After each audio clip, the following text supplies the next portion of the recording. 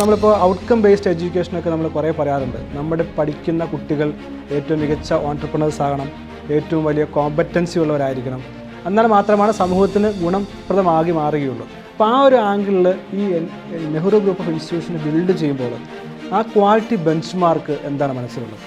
എന്തിനാണോ വിദ്യാർത്ഥികൾ പുറം രാജ്യങ്ങളിൽ പോയി പഠിക്കാൻ പോയിരുന്നത് അത് ഇവിടെ നൽകുക, അതിനുള്ള സൗകര്യം ഇവിടെ ക്രിയേറ്റ് ചെയ്യുക.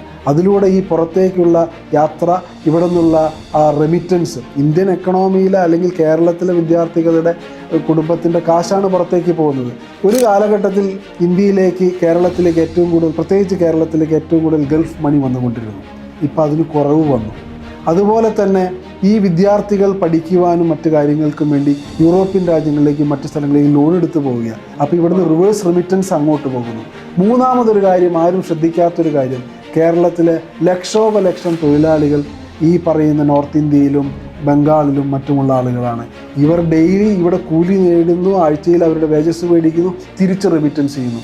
ചുരുക്കി പറഞ്ഞാൽ കേരളത്തിലെ എക്കണോമി അല്ലെങ്കിൽ മണി വലിയ ഡ്രെയിനേജ് നടന്നുകൊണ്ടിരിക്കുന്ന കാലമാണ്. അപ്പോൾ ഇതൊക്കെ മാറണമെങ്കിൽ കേരളത്തിൽ ഈ പറയുന്ന ഫെസിലിറ്റീസ് കൊടുക്കാൻ നമുക്ക് സാധിക്കണം. അതുകൊണ്ടാണ് നെഹ്റു ഗ്രൂപ്പ് ഓഫ് ഇൻസ്റ്റിറ്റ്യൂഷൻസ് എല്ലാം തന്നെ ഇൻ്റർനാഷണൽ ലെവലിലുള്ള പ്രോഗ്രാംസിൻ്റെ സ്റ്റാൻഡേർഡ് കൂടി കാര്യങ്ങൾ ചെയ്യുവാനുള്ള ഒരു ശ്രമം നടത്തിക്കൊണ്ടിരിക്കുന്നത്. അത് കേരളത്തിലെ സർക്കാരും ഉദ്യോഗസ്ഥരും മറ്റു അനുബന്ധ ആളുകളും ചേർന്ന് നല്ലൊരു പോളിസി ഡ്രാഫ്റ്റ് ചെയ്ത് അത് ഇംപ്ലിമെൻറ്റ് ചെയ്താൽ അടുത്ത 5 വർഷം മുതൽ 10 വർഷം കൊണ്ട് കേരളം മറ്റൊരു വലിയ എഡ്യൂക്കേഷൻ ഹബ്ബായി മാറുമെന്ന കാര്യത്തിൽ യാതൊരു സംശയം.